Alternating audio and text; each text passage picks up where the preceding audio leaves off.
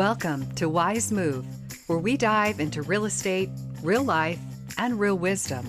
I'm your host, Meredith Buckland, a top realtor in the greater Atlanta area with over 12 years of experience.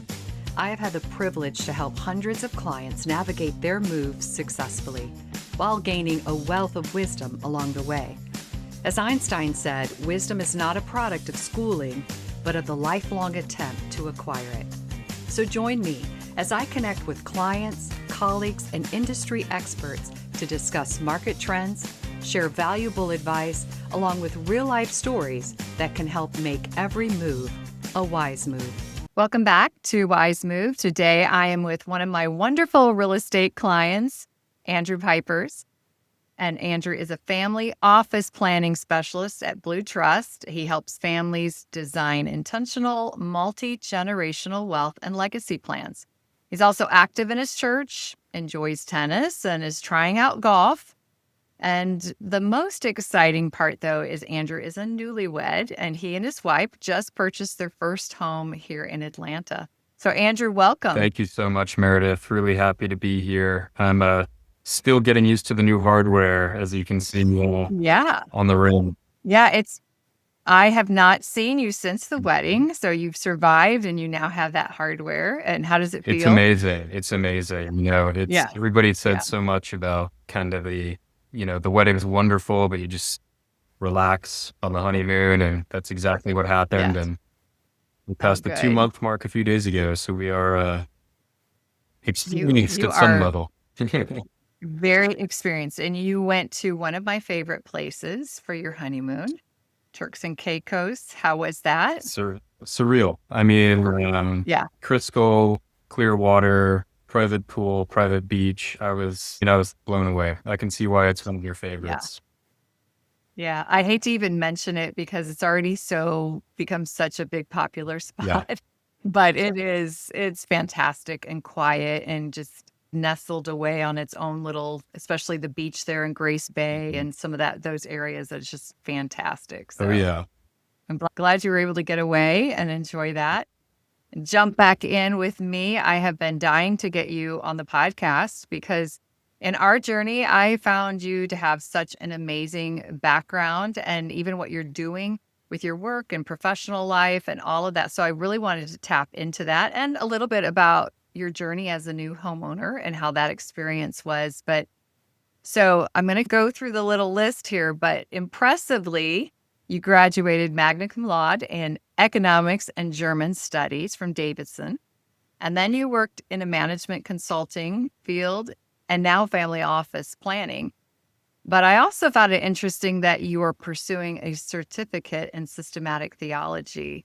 So I would just love to know what drew you to this varied work and helping families think not only about the finances, but preparing socially and spiritually for the future. If you want to dive in and share, I would love to hear more about this. Yeah, absolutely. It is a sort of interesting journey with lots of different areas to dive into. I've always been, I guess you could say, more of a generalist. I like knowing a lot about a lot, and that's pretty reflected in my background. I'm the family office planning specialist. That's the role I'm in. I work for a multifamily office, so we serve high net worth families, and we help them with everything from estate planning, investment management, tax work, all of the above.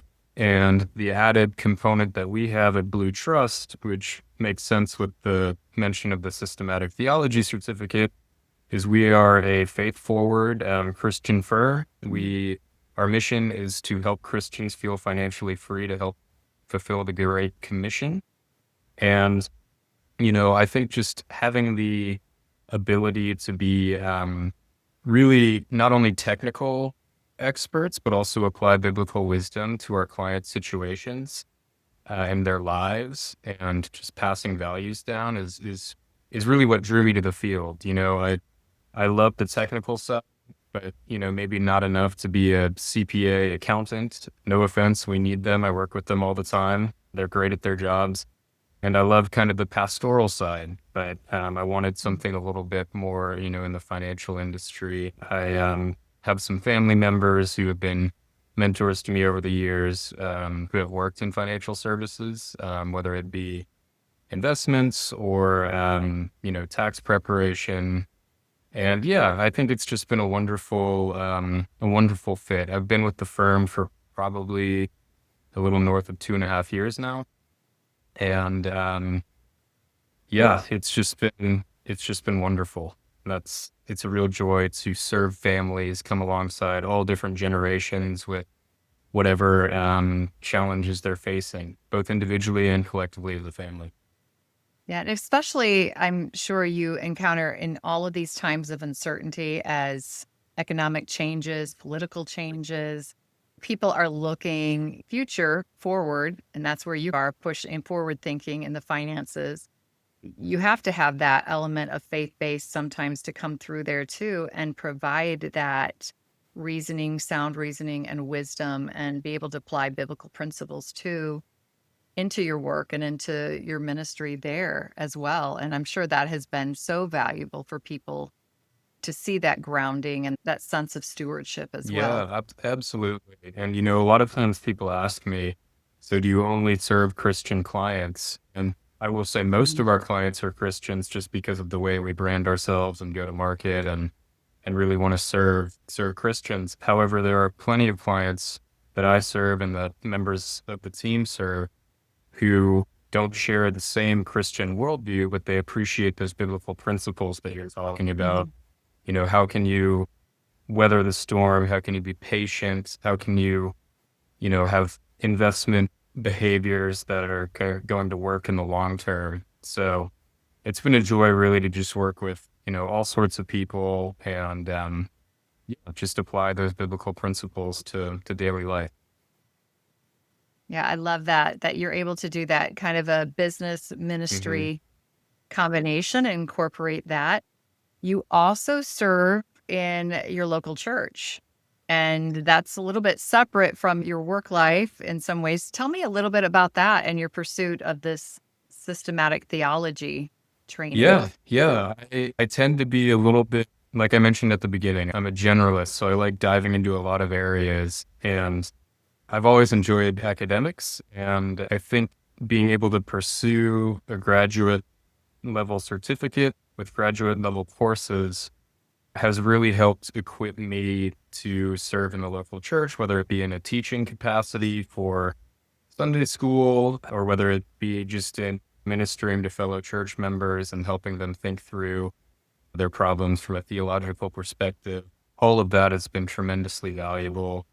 And I also, just given my professional background, I've helped the session, the elders at the church with financial management decisions. If we're trying to raise money for something or if we're trying to decide where to use money, they sometimes ask me for my perspective on that. But yeah, I just think all of these different areas, even from German studies in undergrad, I'm a big believer that just the more education you have, it doesn't need to be directly applicable in a kind of a one-to-one sense. It's really helped me throughout my career to just be curious and interested. Yeah, I love that. And I love that you're active as a young member of your community Mhm. in the church and that you're trying to make a difference there. It's sometimes easy to start out and you feel like you've got your entire life ahead of you and you want to do what you want to do a little bit but yet to realize the impact you can make in others and the future and take advantage of being wise about the stewardship of every day and being intentional. It's amazing, and I love that. I love that you guys have that focus. Thank you. Yeah, it's something my wife and I, Sarah, really, really prioritize. And we've Mm. just had so many people pour into us over the years, personally, professionally, spiritually. And I'll be the first to admit we don't do it perfect, but we just try to learn from that and pass it on. Yeah. Okay, so you guys are in this whole new realm now. You've been married 2 Yeah. months. So you're newly married, new home, new rhythms. How has all of the transitions shaped you both personally and collectively in this time? Tell me a little bit about all the transitions and changes that you guys have been going Yeah, through. yeah. I will say the first major change I realized was my wardrobe was not as up to snuff as I thought I was. Yeah. Had a little reevaluation there. But no, in all seriousness, it's really just been wonderful to live together, to be able to come home and Sarah's there, and then even the little things at the end of the night, you're not having to say goodbye and drive 7 minutes down the road or 8 minutes down the road. And yeah, I think of course there's challenges when you come together. You've lived your whole life independently, but really more of those kind of day in, day out logistical things like, oh, you put your socks in this drawer, you do the dishes that way. We're both pretty flexible on that, and we really haven't had any issues there. And I think personally for me, just being responsible and accountable to somebody other than just myself. If I'm making a Mm. decision to say yes or no to going to do something with friends, previously you just kind of look at your calendar and say, oh yeah, I can do that. And now you have another person to consider. And I've made some mistakes there, but I've grown there as well. And it's all been for the better. Yeah. So do you both cook? Who's the chef? How has that worked for you guys? I can cook steak pretty well. And that's the extent of my ability. However, we did just finally assemble the grill outside. Mhm. So I probably will do some grilling, but I have to say Sarah is a phenomenal cook. Yeah. She just made a recipe book, and it's just another thing about marriage is I just look at her and she's so gifted in ways that I'm totally deficient. And it's just such a blessing to be able to come together in that way.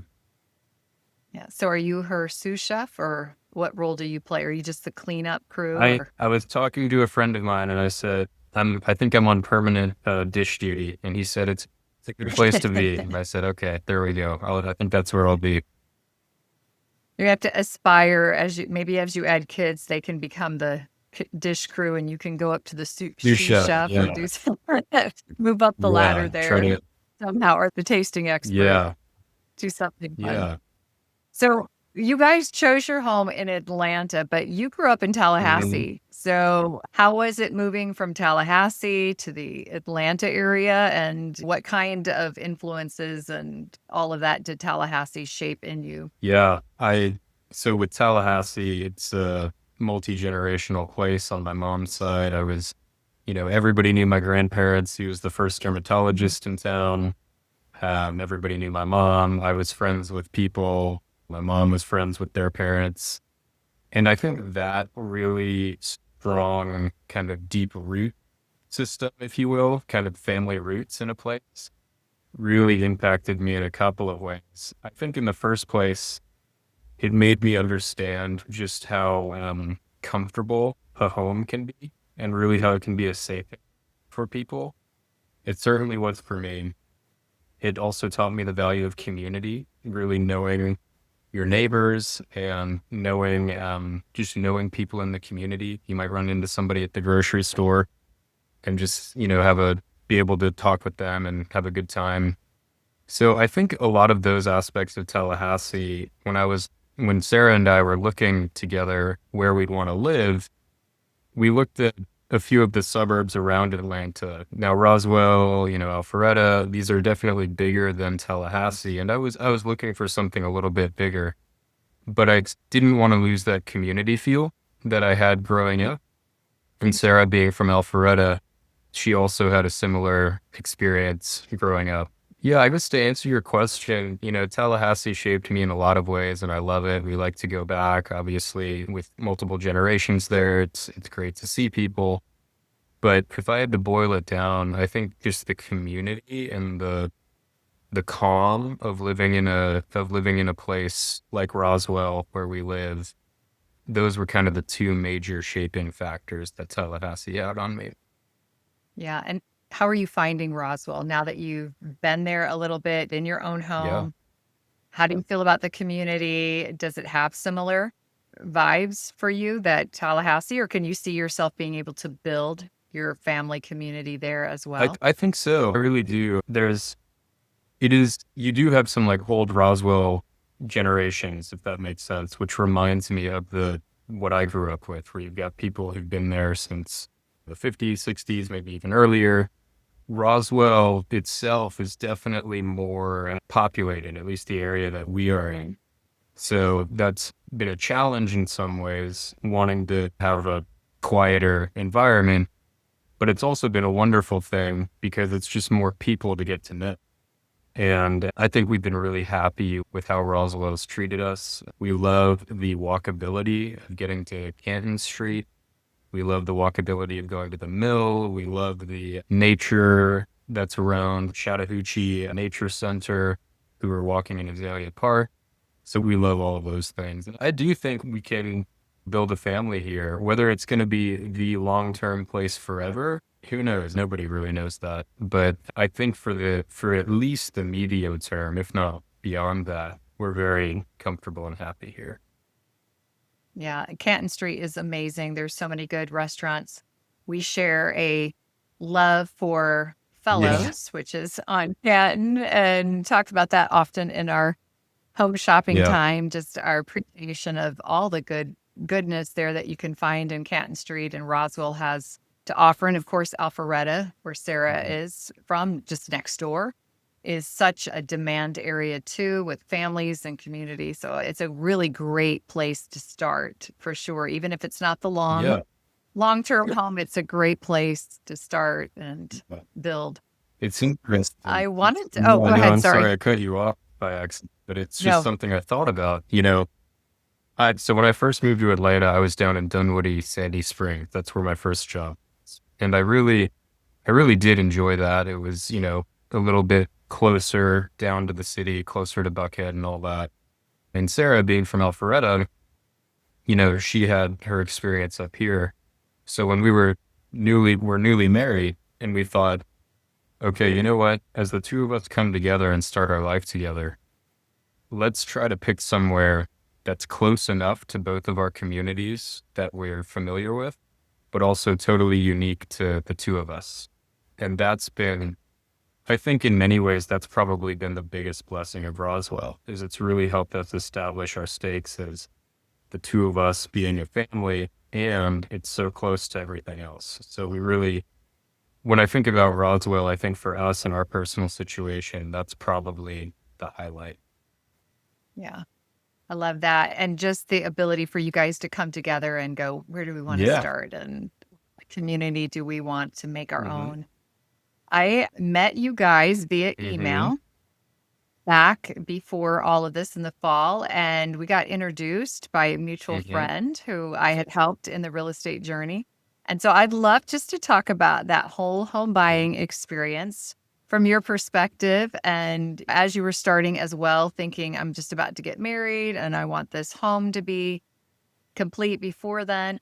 Just tell me a little bit about your thoughts as you approach that, some of your big questions or concerns when we began that process. Yeah. I was sort of wondering in the home buying process, everybody's kind of on Zillow and you're like, oh, that looks nice. That looks nice. At least I had no idea like what was actually required to transact on a home. So in my head, I was thinking, do I want to do this now or do I want to wait to closer to the wedding to do this? And if I had any advice for any young couple who's engaged, I would say definitely go ahead and do the home process well ahead of the wedding. I couldn't imagine if you can do that. I couldn't imagine doing all of it. But that being said, the process was streamlined and easy, but just for any new or first time home buyer, you're seeing, legal documents coming in, you're learning all about, this is actually what an attic is for. This is actually how you shut the water off. You need to do that so the pipes don't freeze. And it's sort of information overload. But I have to say, I had some people go through this process on their own, and I have no earthly idea how they did that because it's a brand new experience. It's a transaction. It's, oftentimes the biggest transaction of your life, certainly on your first time home purchasing experience. So I think just what was I expecting? I was kind of expecting it's to be similar to maybe buying a car or maybe, just kind of it's over in a couple of days. And it's certainly, I'm not saying it's lengthy and it wasn't lengthy and dragged out, but I thought I would only be thinking about it for like a day and then I would just walk right in. And I was really fascinated to learn all about the legal side of it, which is actually really important that I don't think a lot of people understand, like transferring title. It's like, okay, now we're really getting into some deep stuff. Yeah.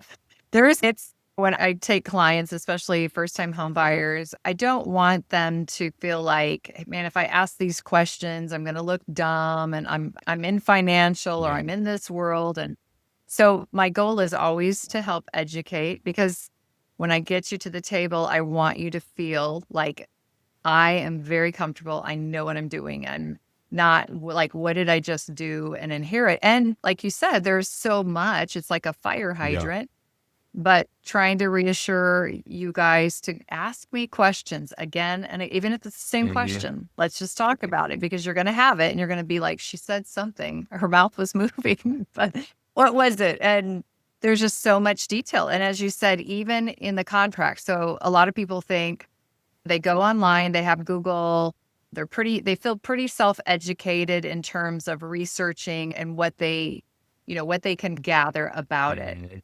But there's so much of the what you don't know that you don't Hmm. know. And you could represent yourself in court Yeah. too, but are you your best non-emotional Yeah. advocate? So in a very emotional, as you experience too at times, decision making and process, you need someone also who is well versed and licensed in that contract, Mhm.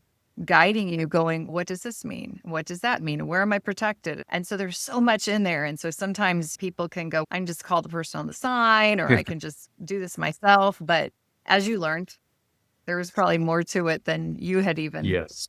been. Much, much more. But to your point, and it's interesting being in the type of work that I do is similar in a lot of ways to the service that, realtors provide to their clients. Because I definitely asked you the same question multiple times. And but that's fine and that's good because, you live this every day. And then in my work, I live, financial planning every day. And I have clients ask me the same question and I appreciate that.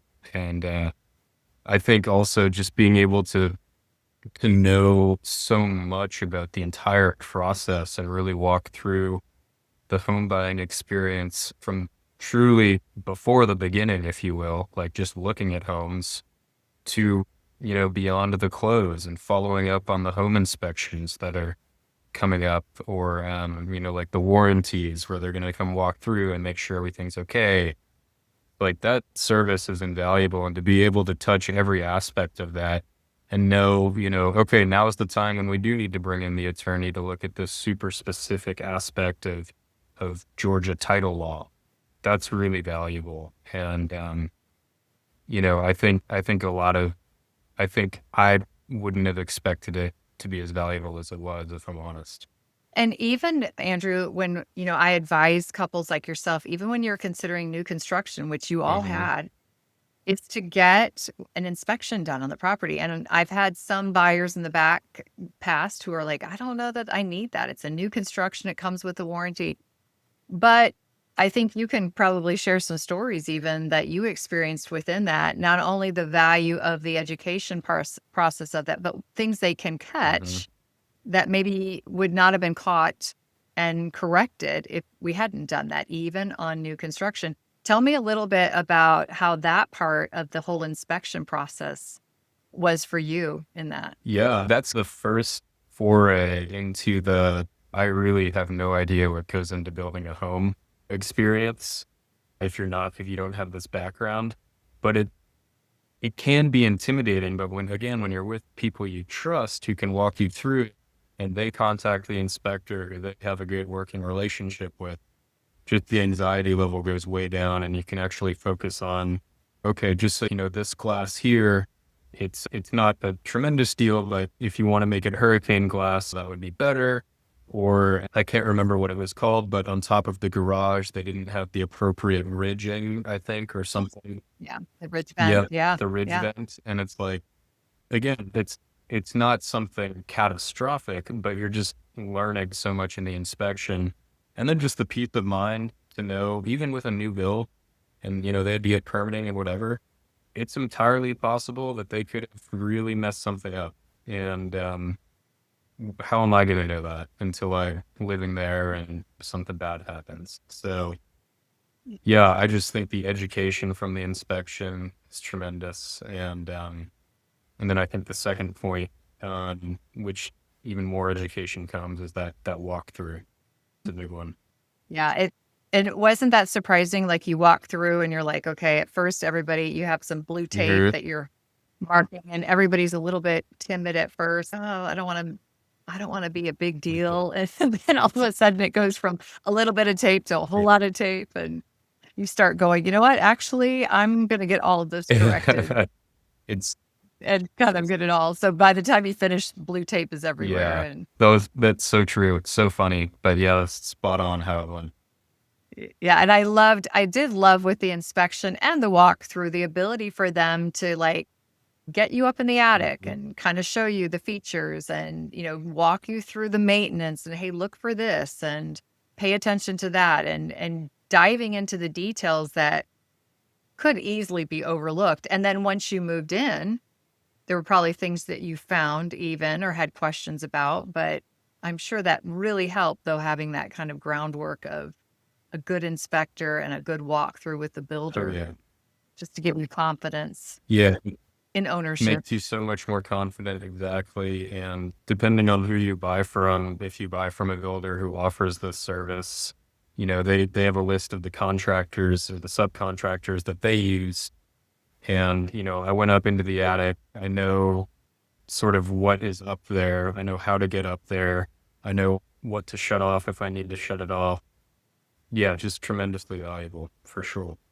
Yeah, and one thing that we talked about in the beginning too was even the caution of going back to the contract or going back to seeing homes or listings was even being careful in understanding that whoever you contact to see that home, they could become your professional advocate for that. And we had to navigate that a little Mhm. bit. I know you were trying to get into the home to see it, and inevitably there was documents that need to be signed to authorize that. But in doing so, it can also lock you into a relationship with a agent that you might not want to be locked into. You might just, I just wanted to see the home. So understanding that process and guiding it. There was just so many twists and turns that sometimes people don't know that they don't know, and you walk into that and you're like, "Oh my goodness," Yeah, yeah. It's it was a You mentioned I totally underestimated the emotional importance of the first time home buying process. Probably anytime you buy a home, and again, Zillow, you're on Zillow. I want to see that home. Boom, book an appointment. And then, I never do this, but it's emotional and you want to see the home. You're scared that someone else is going to, whatever. She says, sign these. It's just something low key. I skimmed them. I didn't read them closely. And I was locked into using, I forgot exactly what it was, but basically I couldn't see the house for another 30 days unless I saw it with that agent. And that's another piece of caution that I would advise people if they're eager, that's fine, but really, either don't sign anything or find somebody that you want to tour with first and then go with them. yeah, and it can be confusing. You get documents that come over, and I think that's the power of having a trusted advocate is that you can go, "Pause, explain this to me, let me make sure." And especially when a lot of first-time home buyers, they're going through as well this with maybe their family or maybe some other trusted resources that they have. Mhm.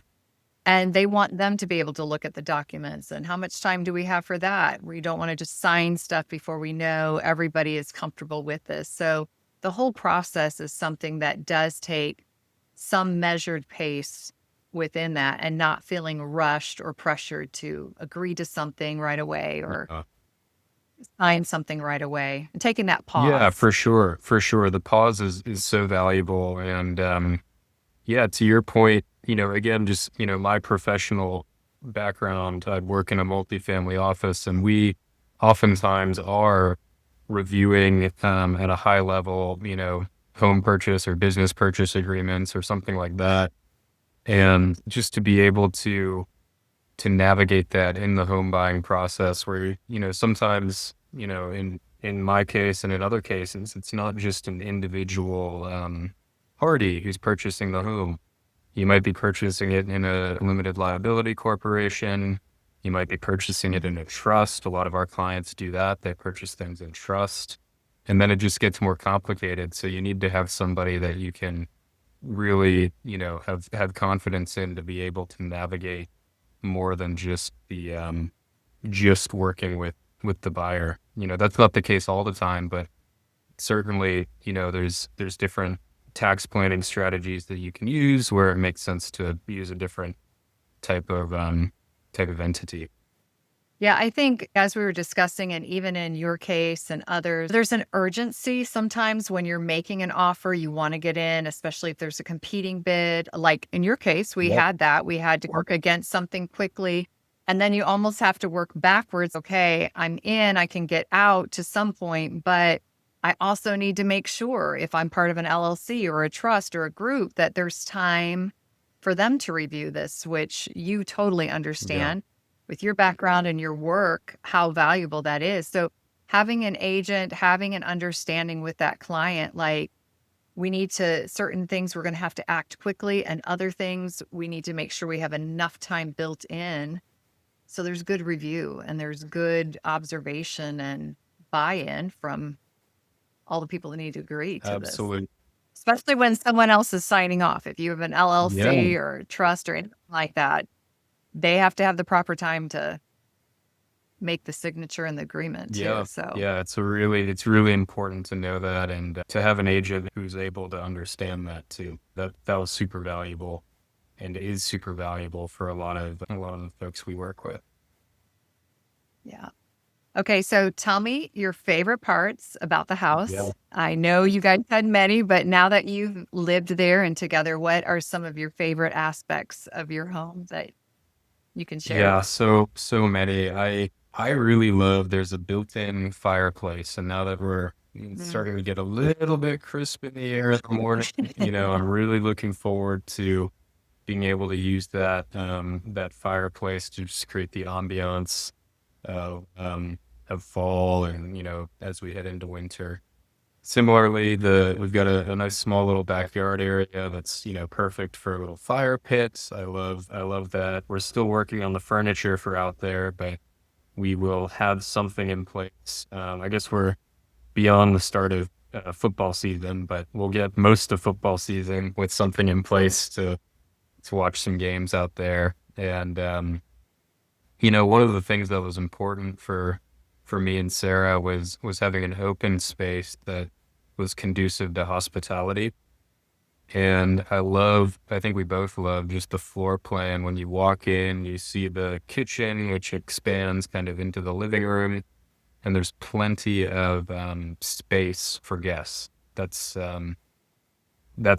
probably our favorite thing about the house is just how comfortable it feels. Kind of going back to Tallahassee growing up, everything's so comfortable. We like making our home comfortable for ourselves, but more importantly for those who come visit. Yeah, and I know that was important. You guys shared that you wanted to serve your home. Wanted your home to serve others and to serve in it.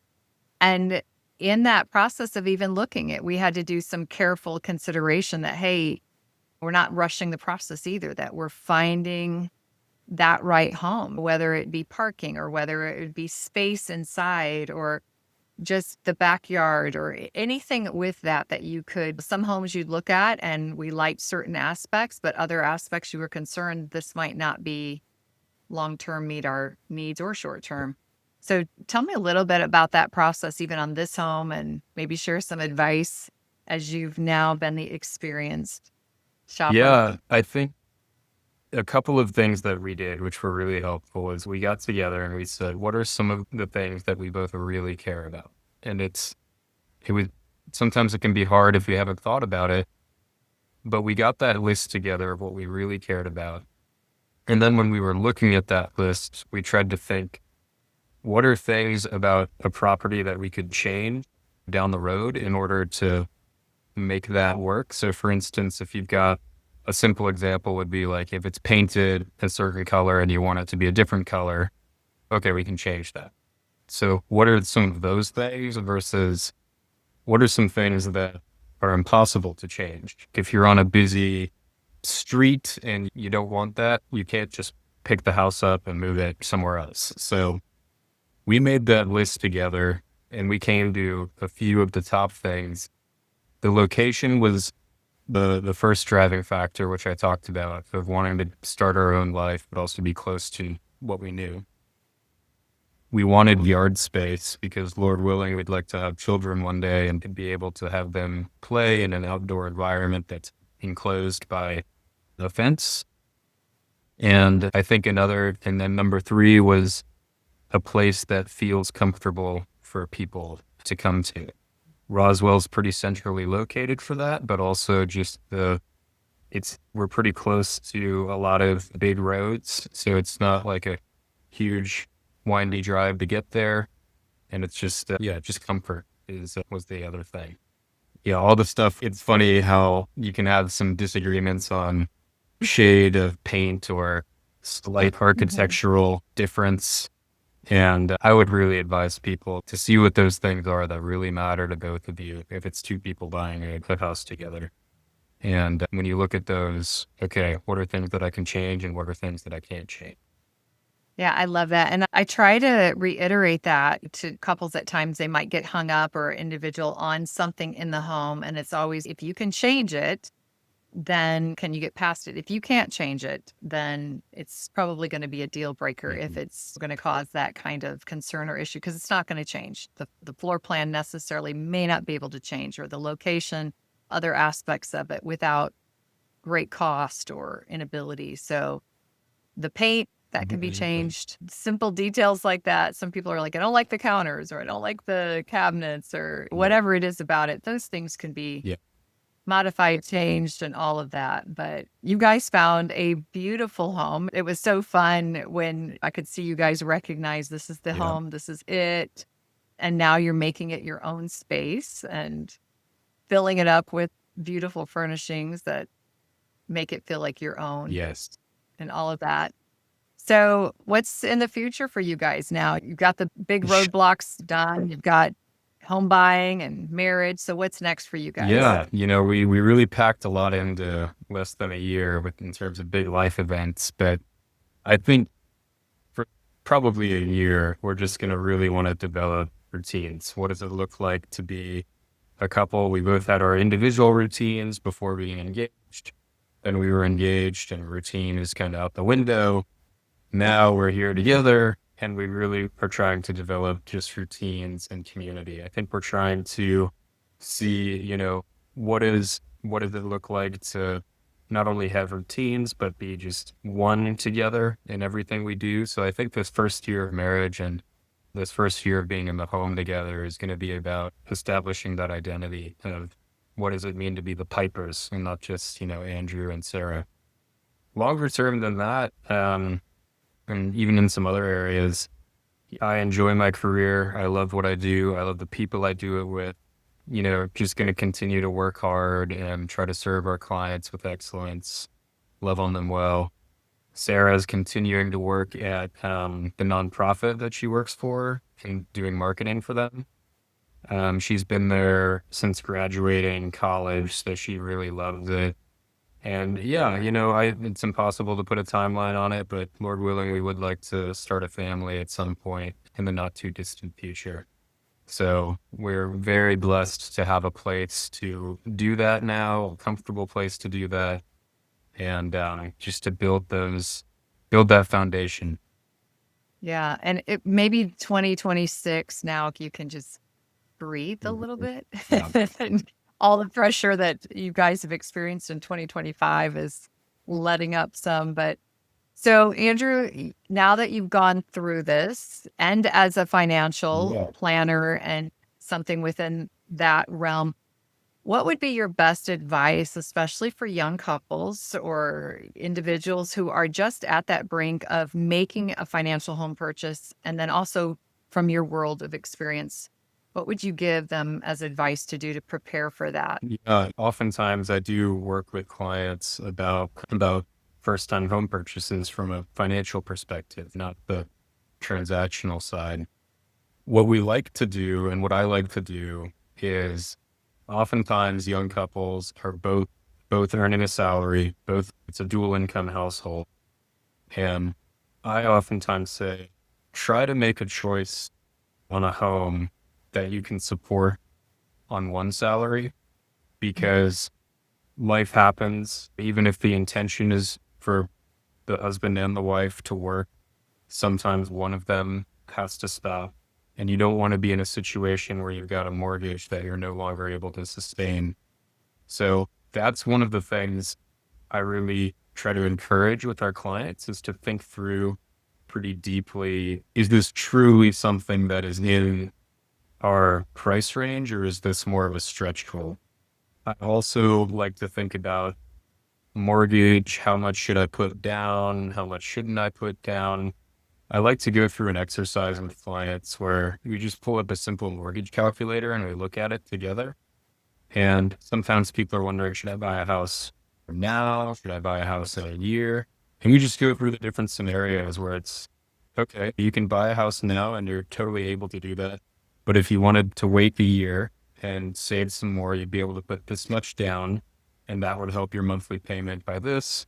And over the long term, that's going to help your monthly cash flows and so on and so forth. So that's really the angle I come at it from, just from my background. Again, I mentioned we work in a multifamily office, and there's creative ways. If you have an older generation who perhaps they're at a point in their life and career where they've got a significant amount of wealth and they want to help their next generation son, daughter, or in-law purchase a home, I would say speak with a financial advisor before doing that, because you want to be able to do that in a way that is tax efficient. So you're not just buying a home and giving it to somebody. So if you're in that position, I would consider reaching out to either a tax or a financial advisor, because there are ways to help to do that are efficient from a tax perspective. And then, yeah, obviously it's not all just about the money. It's about, if you're of the Christian faith, do we feel like the Lord is calling us to come and start our life here? And then if you're not, or if you have a different religious belief, just talking with each other and say, is this where we really feel like we want to start? Is this something we both feel good about? Because if one person is in and the other is out, I've seen it, it's just not going to work. So I come at it from the financial side and kind of a philosophical, theological side as well. Yeah, I love that perspective that you bring to the table. That it was such a joy to walk you and Sarah through this journey. Just your level of wisdom already that you gained from life, gained spiritually from your relationship with God, and just that desire to give back and to do things thoughtfully and with purpose and intentionality. And I'm so excited about what's next for you guys as you now serve together and just a powerhouse in the community and ministry and both of your fields of service at your job. So I'm so excited for you guys that it's now together and for your new home, and can't wait to see all those memories that you guys are going to create there and catch up. But thank you so much for joining me today. I really appreciate your time. And again, you work at Blue Trust, and people that are looking to need extra counseling and family planning and focus in there, would love for them to be able to look to a company like Blue Trust and someone like yourself who can help guide them wisely in their moves in life. So thank you, Andrew. It's my pleasure, Meredith. I had such a good time speaking with you, and it's just always a joy to offer resources for people to maybe look at if they're about to buy a home, just another perspective, somebody who's gone through it. And I appreciate everything you said. We're so excited to share the home with others and you and your family and have you all over. And yeah, like you mentioned, Blue Trust, you can Google the firm. We serve the wealth spectrum. I serve high net worth families, but we serve from my department all the way across the wealth spectrum. So thank you for mentioning that. And yeah, folks can just Google Blue Trust. Yeah, love that. Thank you so much. Thank you, Meredith. Bye. Thank you for tuning in to Wise Move. I hope today's episode provided you with the tools and insights you need to confidently navigate your real estate, community, and life journey. Don't forget to subscribe, leave a review, and please share this podcast with friends and family who are making their own moves.